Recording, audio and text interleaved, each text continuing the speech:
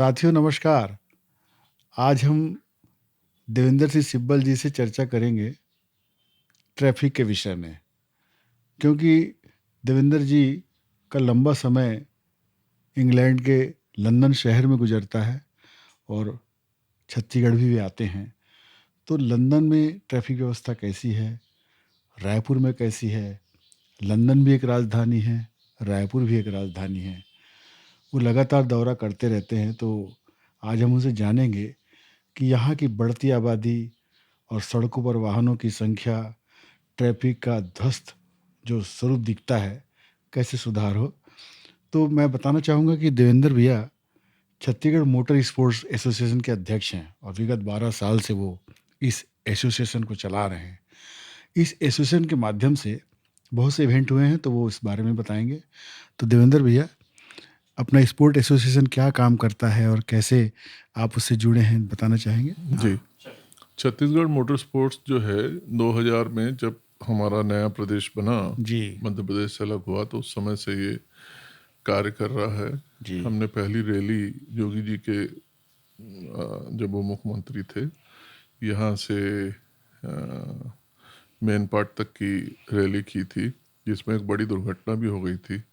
हमारे एक पदाधिकारी की कार बहुत ऊंचाई से नीचे गिरी थी जी और उस दुर्घटना को छोड़कर बाकी सारी रैली बहुत सक्सेस रही। और उस समय रजत मजूमदार स्टेट सेक्रेटरी थे, जो जी कि बंगाल पुलिस में प्रमुख पद पे थे। जी वो उस रैली को कंडक्ट करने यहाँ आए थे। हमारी एसोसिएशन, जो ऑल इंडिया एसोसिएशन के मेंबर भी आए थे, बड़े अच्छे तरीके से कंडक्ट हुई। उसके बाद हर उसमें हर 2-3 सालों में कुछ ना कुछ इवेंट होते रहे। मोटरसाइकिल्स के भी इवेंट होते रहे यहाँ। तो मोटर स्पोर्ट्स का मुख्य उद्देश्य है लोगों को ट्रैफिक के प्रति और उसकी ट्रैफिक नियमों का उनको जानकारी देना और उससे अवगत कराना। और ये जो रैली हैं, ये इनमें सडन पॉइंट्स होते हैं जहां इनको मतलब ड्राइवर को मालूम नहीं होता कि कौन से पॉइंट पे इनको चेक किया जा रहा है अच्छा कि ये गाड़ी की टर्न ठीक ले रहे हैं, टर्न लेते समय इनकी स्पीड क्या है। और ये इसका टाइम कैलकुलेशन होता है। जो ऑर्गेनाइज करता है वो एक बार पूरी उस रूट की रेकी करता है। रेकी करने के बाद वो टाइम कैलकुलेट करता है और कुछ चेक पॉइंट्स बनाते चला जाता है।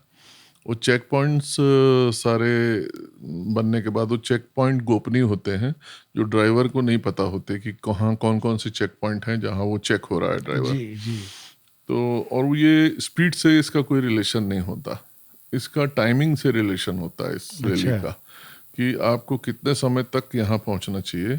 अगर आप उससे अर्ली पहुँचते हैं तो भी माइनस पॉइंट है। अच्छा हाँ, और अगर उससे बहुत लेट पहुँचते हैं तो भी उसमें माइनस पॉइंट है। एक स्टैंडर्ड लिमिट। एक सेंट्रल लिमिट रहती है उसकी, उसके आसपास आप रहेंगे तो तब आप उस रैली के विजेता कहलाते हैं। तो सबसे ज़्यादा इस प्रदेश में जो खिलाड़ी आते हैं वो बंगाल से आते हैं।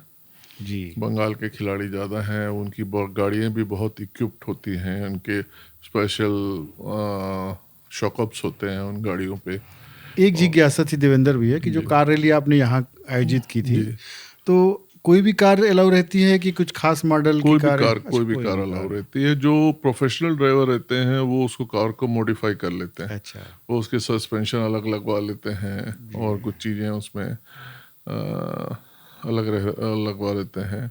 एक नेविगेटर साथ में रहता है उनके, एक आदमी के बैठने की सुविधा रहती है साथ में, तो उसको नेविगेट करते रहता है कि अब अपना ये नेक्स्ट टर्न इधर आ रहा है, फिर ये आ रहा है, फिर कितने किलोमीटर का टारगेट रहता होगा इसमें? ये पहले वाली रैली तो मेरे ख्याल 350 किलोमीटर की साढ़े थी। तीन सौ उसके बाद और छोटी छोटी रैलियाँ भी हुई। तो जाना आना दोनों काउंट होता है कि एक तरफ का एक रहता तरफ है? एक काउंट तरफ होता का रहता है, एक है। तरफ काउंट होता है।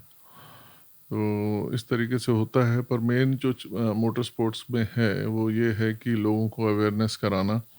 और इस समय जो मैंने देखा लंदन में, जिसका कुछ प्रतिशत लोगों ने विरोध भी किया वहाँ, लेकिन वहाँ के मेयर ने इस चीज़ को उनकी किसी विरोध को नहीं माना। उन्होंने कुछ जोन्स बना दिए लंदन में जी कि ये ट्रैफिक जोन है तो इसकी स्पीड 20 माइल, वहाँ माइल से होता है, तो यहाँ समझ लीजिए 30 किलोमीटर हो गया। जी जी तो ये 20 माइल का जोन है, ये 40 माइल का जोन है, ये 30 माइल का जोन है। उसकी स्टैंडर्ड लिमिट इतनी ही रहेगी, इतनी ही रहेगी। 30 20 40। जी अच्छा। जी, उससे अगर आप ज़्यादा चलाते हैं तो आपको चालान आपके जी घर पे आ जाएगा। और ओवर स्पीड वहाँ क्या है कि जो ट्रैफिक को और लोगों के मन में जो कानून के प्रति जो डर है वो रहना चाहिए, कानून के सम्मान के प्रति और कानून के प्रति जो डर है। यहाँ हमारे यहाँ जो कानून का डर नहीं है लोगों में, उसके कारण ये ज़्यादा दुर्घटनाएं और ज़्यादा वो होती हैं कि क्या हो जाएगा, मैं अप्रोच कर लूँगा, उसको फ़ोन कर दूँगा, उसको फ़ोन कर दूँगा। वहाँ जो कानून का डर है, और सबसे बड़ा डर ये होता है कि टोटल 12 पॉइंट हैं आपके लाइसेंस में, अच्छा। और अगर आपको 12 पॉइंट लग गए तो आपको 2 साल के लिए या 5 साल के लिए आपको ड्राइविंग बैन कर देते हैं। ओह। और ड्राइविंग बैन होना मतलब वहाँ हैंडीकैप होने के बराबर है। तो आदमी अपने लाइसेंस से बहुत लाइसेंस, वहाँ की सबसे बड़ी आइडेंटिटी जो है वो ड्राइविंग लाइसेंस ही है। जी कि वहाँ जब भी आप, मान लो आप कहीं से गए और आपको बैंक खाता खुलवाना है या कुछ और काम करवाना है या और कोई सरकारी आपको हेल्प चाहिए, तो आपकी फर्स्ट आइडेंटिटी ड्राइविंग लाइसेंस है। जी जी वो ड्राइविंग लाइसेंस का इतना महत्व है। तो ड्राइविंग लाइसेंस को लोग बहुत संभाल के रखते हैं, गलती नहीं करते। जैसे वहाँ जैसे 2 येलो लाइन है तो वहाँ आप कार पार्क नहीं कर सकते। एक लाइन है, सिंगल लाइन है, जहाँ आप वहीं पार कर सकते हैं। जिग जैग है, वहाँ आप पार नहीं कर सकते। जेब्रा क्रॉसिंग है, मान लीजिए हरी बत्ती चल रही है जी और आगे भी हरी बत्ती है, लेकिन ट्रैफिक इतना है कि वो जेब्रा के, अगर आप गाड़ी लाओगे तो जेब्रा पे आ जाएगी, आपको जेब्रा छोड़ के चलना है, भले हरी बत्ती हो, ओह। भले आगे हरी बत्ती हो, लेकिन आगे की कार खड़ी है और आपकी कार अगर आएगी और जेब्रा पे आ जाएगी तो आपका चालान है। आपको तब तक कार मूव नहीं करनी है जब तक आपको ये ना लगे कि आप जेब्रा क्रॉसिंग को पार कर जाएंगे। तो ये एक है। दूसरा, एक बस लेन बनी हुई है। जी जी बस लेन पे आपको कार नहीं चलानी है। बस लेन पे लिखा हुआ है, 2 चीज़ें लिखी होती है। एक लिखा होता है at any time. At any time का मतलब आप किसी भी समय इस लाइन पे गाड़ी नहीं चला सकते। एक लिखा रहता है मतलब 10 to 4 और 7 to 9 आप चला सकते हैं, बाकी समय आप नहीं चला सकते उस लाइन पे। जी तो बस लाइन को वहाँ क्लियर रखते हैं। बस लाइन पे 2 ही चीज़ें चल सकती हैं, या साइकिल चल सकती है या मोटरसाइकिल चल सकती है, कार उस पे नहीं चल सकती। एक समस्या और बहुत ज़्यादा जो यहाँ है जी ओवरटेक की, जी कि एक 4 लेन हो या 2 लेन हो, कारें एक दूसरे के लेन में ओवरटेक करके निकलती जी हैं, इससे टकराने की संभावना, फिर फुटपाथ पर कोई चल नहीं पाता। जी। वहाँ क्या सिस्टम है ओवरटेक से बचाव के वहाँ लिए? ओवरटेक से बचाव के लिए कि आपको एक लाइन पे चलना है। जी जैसे 6 लेन है तो 3 लाइन उधर है, 3 लाइन इधर है। जी वो 3 लाइन पैरेलल चल रही है, भले कितना भी ट्रैफिक हो, जी वो एक दूसरे अपनी लाइन को नहीं छोड़ेंगे। अगर आपको चलती गाड़ी में, आपकी तीनों गाड़ियाँ एक साथ, तीनों लेन की गाड़ियाँ चल रही हैं जी और आपको अगर लेन चेंज करना है, तो आप राइट साइड का इंडिकेटर देके पहले फर्स्ट लाइन से तीसरे लाइन से दूसरे लाइन पे आएंगे, दूसरे लाइन से पहले लाइन पे आएंगे, जिस स्पीड से आपको जाना है। जिस स्पीड से जाना है। ऐसा नहीं कि सामने वाली कार को काट के आगे निकल आगे जाए। ऐसे नहीं जा नहीं सकते आप लास्ट लाइन जो लेफ्ट की तरफ से आपको राइट की तरफ आना है, राइट में आपकी स्पीड वाली लेन है, तो उधर से आपको आना है, तो आप इंडिकेटर देंगे राइट साइड का, पहले लेन नंबर 2 में आएंगे, फिर लेन नंबर 1 पे आएंगे। बताइए, केवल लेन से चलने पर ही ट्रैफिक स्मूथ हो जाता है? ट्रैफिक स्मूथ हमारे यहाँ लेन से चलने का कल्चर ही नहीं है। कल्चर नहीं है लेन से अच्छा, चलने। ये जानकारी मुझे चाहिए थी कि जैसे वहाँ पे इस तरह के स्पीड कंट्रोल के लिए बाकायदा कैमरे लगे हैं कि कोई जी। अगर अधिक स्पीड से चला रहा है तो कैमरे में पकड़ में आ जी। जाता है। ड्रिंक और ड्राइव के लिए क्या नियम है सर? ड्रिंक और ड्राइव वहाँ बहुत बड़ा क्राइम है। जी। ड्रिंक और ड्राइव में वहाँ हमेशा ये रहता है कि आदमी मान लो किसी पार्टी में चला गया और वो जी। ये सोच के गया था कि मैं यहाँ नहीं पीऊँगा, जी। पर चलो यारों दोस्तों की कुछ वो हुई और उसने पी लिया वहाँ, जी। जी। तो वो अपनी कार वहीं छोड़ देगा। अच्छा। वो अपनी कार को चलाएगा नहीं, वो तुरंत उबर बुलाएगा और उबर से घर जाएगा। वो ये रिस्क लेता ही नहीं कोई आदमी वहाँ कि मैं मतलब शराब पी के गाड़ी चलाऊं, क्योंकि अगर शराब पी के गाड़ी वो चलाता हुआ पकड़ा गया तो उसमें 3 जुर्माने हैं। एक तो आपको आपके ड्राइविंग लाइसेंस पे 4 पॉइंट लग जाएंगे, अच्छा। दूसरा आपको कुछ पाउंड का जुर्माना होगा, तीसरा आपको उस पर सज़ा हो सकती है। वो सज़ा पुलिस डिसाइड करती है, पहले आपको थाने में ले जाएगी, थाने में ले जाके आपको कोर्ट में पेश करेगी, तो कोर्ट फिर उसकी परिस्थिति देखता है कि इसके परिवार में कितने सदस्य हैं, ये मेन सदस्य तो नहीं है कमाने वाला, या इसका कोई छोटा बेबी तो नहीं है, या इसको किसी सज़ा देने से अगर इसको जेल भेज दिया जाए 1 महीने के लिए तो पीछे इसका परिवार डिस्टर्ब होगा।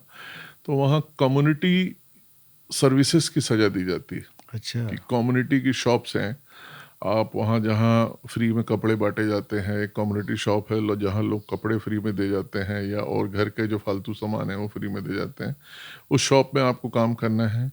नहीं तो वेडनेसडे और फ्राइडे वहाँ से कचरा उठता है, कचरे के पैकेट सबके घर बाहर पड़े रहते हैं। ये सजा के तौर पे उनको ये करा। सजा के तौर पे वो कचरे के पैकेट्स आपको ट्रक में डालने हैं।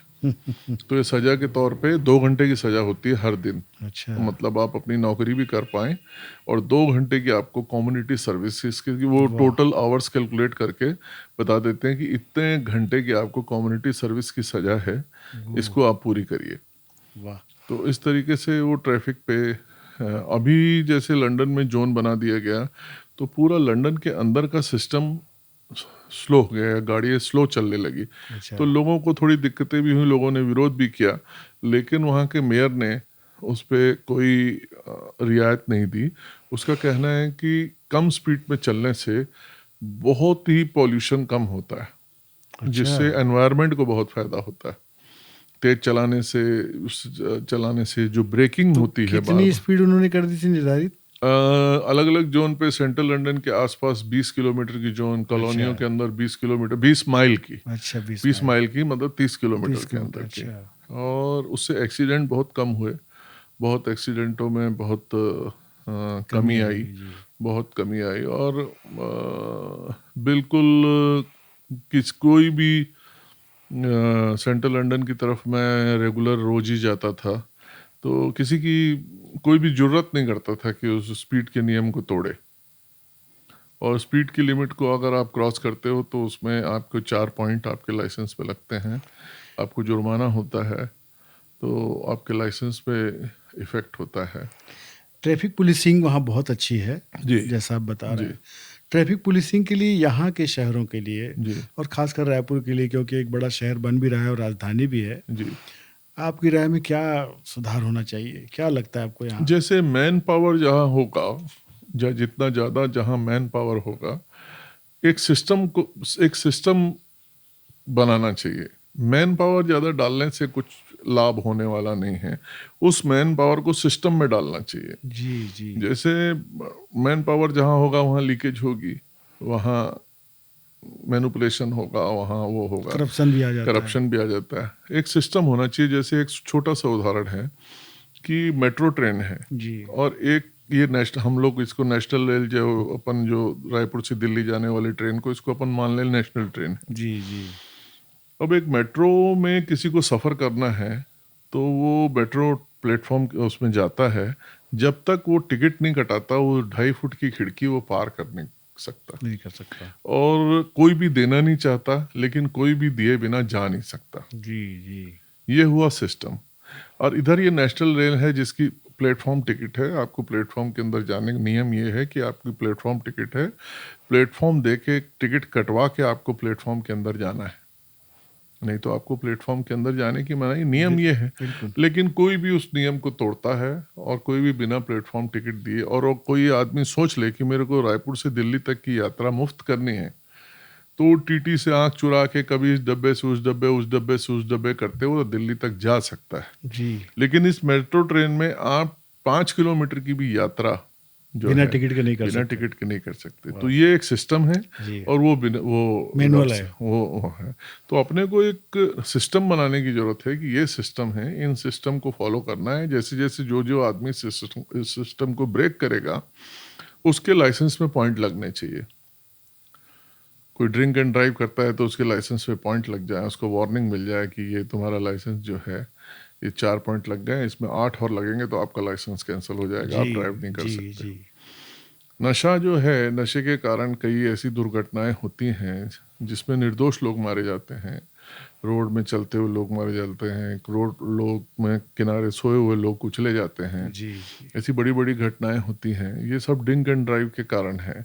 तो इसको कंट्रोल करने का तरीका यही है। हमारी भी सरकारों को, जो इसमें जुड़े हुए अधिकारी हैं, उनको चाहिए कि सिस्टम को बनाएं और जोन बनाएं उसकी रफ्तार के लिए। सिस्टम और जोन जरूरी है। जोन जरूरी है कि भाई आप नेशनल हाईवे पे चल रहे हो, तो शहर को जब आप क्रॉस कर रहे हो तो आप 40 किलोमीटर की रफ्तार से ऊपर आप क्रॉस नहीं करेंगे। उसके बाद ये आप शहर पार हो गए तो फिर आप, ठीक है, आपकी 70 किलोमीटर की स्पीड है, आप 70 किलोमीटर पे चलाइए इसके लिए अपनी गाड़ी। बहुत जरूरी है कि स्पीड कंट्रोल सिस्टम लगा रहे सड़कों पर। स्पीड कंट्रोल सिस्टम लगा रहे और जगह जगह बोर्ड लगे रहे मॉनिटरिंग कि भी ये है। यहाँ से यहाँ तक हमारा इतने किलोमीटर का एरिया है, अच्छा। इसमें आपको ये बोर्ड लगे रहे। बोर्ड भी लगा दे सिर्फ तो उसमें इतना ही लिखा हो 40 किलोमीटर, 30 किलोमीटर अधिकतम वहाँ लिमिट। आप शहर से पार चले गए, दूर चले गए, खुला रास्ता है, हाईवे है, तो वहाँ आप 70 किलोमीटर पे चला सकते हैं कार। और बाकी जगहों पे आप 30-40 किलोमीटर, शहर के अंदर आप 30 किलोमीटर से ऊपर अपनी अगर रफ्तार में गाड़ी चलाते हैं और पकड़े जाते हैं तो उस पर आपको जुर्माना है। शहरों के अंदर में जो यहाँ ट्रैफिक कंट्रोल के लिए रोटेटरी जो बनाई जाती है चौराहे तिराहे में, जी, इसका क्या वहाँ कल्चर है सर? वहाँ भी ऐसा ही है क्या? वहाँ ऐसा नहीं है। वहाँ सिर्फ जो है चौराहों को, जो भी कहीं भी जो चौराहा है उसको हल्का सा नॉर्मल रोड से 6 इंच ऊंचा करके ऐसा गोल, मतलब ऐसा हल्का सा गोल कर दिया जाता है और सफ़ेद रंग से निशान लगा दिया ऐसा जाता कोई है। फाउंटेन वाउंटेन बनाने का काम नहीं, या कोई ऐसा ऐसा कुछ नहीं। नहीं? वो ठीक है, पुराने लंदन में वो 3-4 मशहूर फाउंटेन हैं जी। जहाँ लोग अपना प्रदर्शन करते हैं या डांस नाच गाना करते वहाँ हैं। तो गाड़ियाँ अलाउ भी नहीं होंगी। वहाँ वो उसको बोलते हैं कंजेशन जोन। अच्छा। वहाँ गाड़ियाँ चलती जरूर हैं, लेकिन वो कंजेशन टैक्स पटा के चलती हैं। अगर मेरे को शहर में जाना है सवेरे 9 से 5 बजे तक, तो मेरे को वहाँ 12 पाउंड कंजेशन चार्जेस पटाना पड़ेगा। कंजेशन चार्जेस पटा के ही मैं कंजेशन जोन में जा सकता हूँ। अगर बिना उसके आप चले गए, और कंजेशन जोन में अब इन्होंने डीजल से चलने वाली गाड़ियों को बैन कर दिया जी। कि पेट्रोल और इलेक्ट्रिक कार ही कंजेशन जोन में जा सकती है, बाकी में नहीं जा सकती। जैसे हमारे यहाँ भी सदर बाजार और ये जो एरिया है, ये कंजेशन जोन में आना चाहिए। जिनको यहाँ जाना है तो वो एक नॉमिनल वहाँ की फीस हो, वहाँ उसको पटा के उस रोड पे जाएं। तो अननेसेसरी कोई उस रास्ते पे जिसका कोई काम नहीं है, तो वो बूढ़ा पारा के रास्ते से, पीछे के रास्ते से, खुले रास्ते से चला जाए। उस रास्ते पे वही जाए जिसका काम हो, जिसको सोना चांदी की दुकानें हैं, जिसको सोना चांदी खरीदना है या ऑफिस का काम है, खरीदी बिक्री करनी है, तो उसको अगर 100 रुपये कंजेशन चार्जेस भी लगता है तो उसके लिए वो मायने नहीं रखता। कि जिसको 1-2 लाख का सामान लेना है तो उसमें वही आदमी ट्रेवल करेगा। एक टोल प्लाजा का जो सिस्टम है यहाँ पे, जी कि यहाँ की सड़कों पे टोल प्लाजा जी फास्ट टैग से लिया जा रहा है। जी जी तो क्या ऐसे टोल प्लाजा सिस्टम वहाँ भी फॉलो वहाँ भी करते हैं? है, अच्छा। वहाँ भी है। तो इनका भी ऑटोमेटिक सिस्टम से पेमेंट हो जाता है? ऑटोमेटिक सिस्टम से, वो कम है वहाँ लेकिन है, जी। वहाँ भी है। तो वो उसमें हो जाता है। एयरपोर्ट पे भी ये सिस्टम है कि आप एयरपोर्ट में एक शॉर्ट स्टे है, शॉर्ट स्टे में आप 5 पाउंड का आपको चार्जेस है, आप उतारिए पैसेंजर को और चले जाइए। और अगर लॉन्ग स्टे करना है तो उसके लिए अलग पार्किंग बनी हुई है, उसका 6 पाउंड है, 1 पाउंड ज़्यादा है उसमें।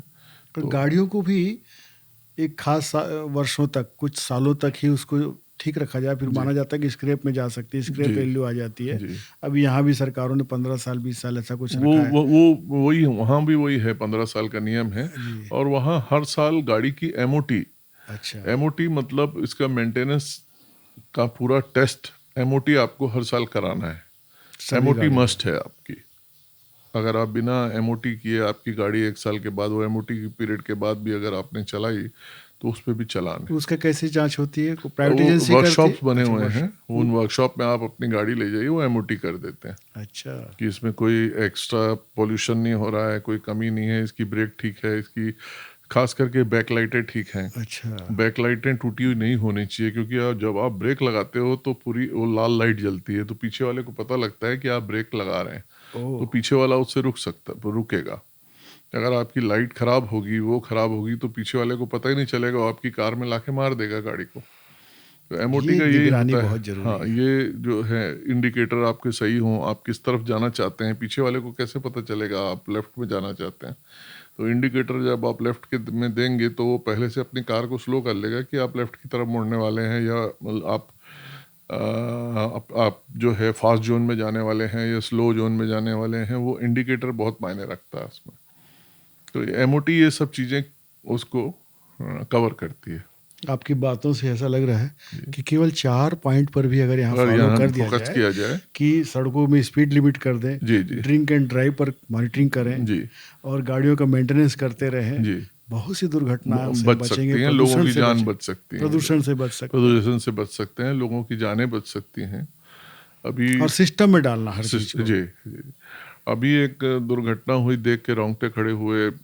पिछले कुछ दिनों पहले ये अभनपुर रोड पे रोड बन रही थी, 6 महिलाएं भिलाई की एक इनोवा में आ रही थी, वो रोड अचानक वहां से डाउन हुई और सामने ऑब्स्ट्रक्शन था, 6 की 6 महिलाएं। ओहो। वो और दूसरी सबसे बड़ी चीज है कि ये पुलिस का काम नहीं है कि आपको हेलमेट के लिए बोले। जी। ये आपकी ड्यूटी है कि आप हेलमेट पहन के गाड़ी चलाएं।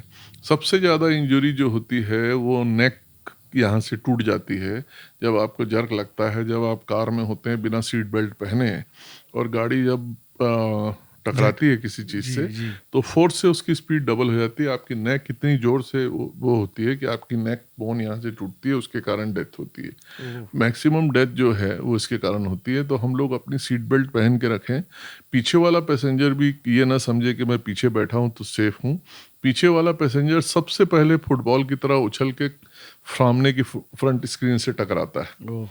और वो सामने वाले ड्राइवर को भी हर्ट करता है, नुकसान पहुंचाता है, और खुद का तो उसका बुरा हाल होता ही है। तो पीछे वाले पैसेंजर भी सीट बेल्ट पहने, सामने वाले से पैसेंजर भी सीट बेल्ट पहने, और जितने टू व्हीलर चलाने वाले लोग हैं वो प्रॉपर अपना एक टू व्हीलर को पहनने का जो नियम है कि कम से कम आप शूज़ पहने रहें, ताकि कभी गाड़ी कोई साइड से आप स्लिप भी होते हैं तो आपके पैर बच जाएं, और आप हेलमेट पहने हो उससे आपका सिर बच जाए।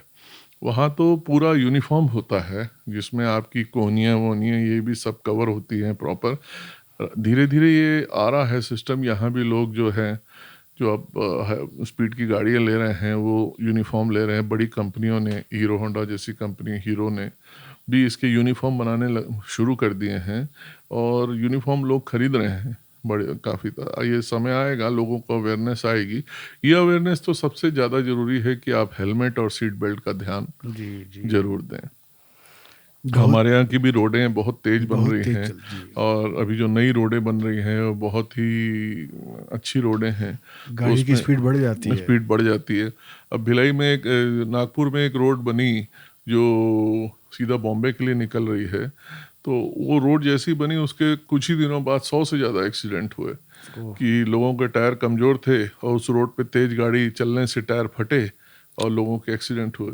ओह। तो जैसी रोड बन रही है, इंफ्रास्ट्रक्चर बन रहा है, वैसे वैसे ही आपको अपनी गाड़ियों सुरक्षा को का भी भी ध्यान देना है। गाड़ियों को भी अपडेट रखना गाड़ियों होगा। को भी अपडेट रखना है, अपनी सुरक्षा का ध्यान रखना है। सीट बेल्ट पहन के गाड़ी चलाना है, बिना सीट बेल्ट के नहीं जाना है, बिना हेलमेट के आपको नहीं चलना है।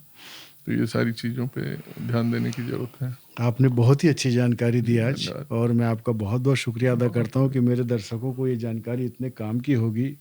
वाकई दोस्तों, सड़क में ज़िंदगी ज़्यादा महत्वपूर्ण है, स्पीड नहीं है महत्वपूर्ण। और गाड़ियाँ मशीन हैं, उन मशीनों का सही रख रखाव आप खुद करें, और सुरक्षा के नियमों का पालन करें। बाकी व्यवस्था तो धीरे धीरे बन ही जाएगी हमारे देश में। आपका बहुत बहुत धन्यवाद।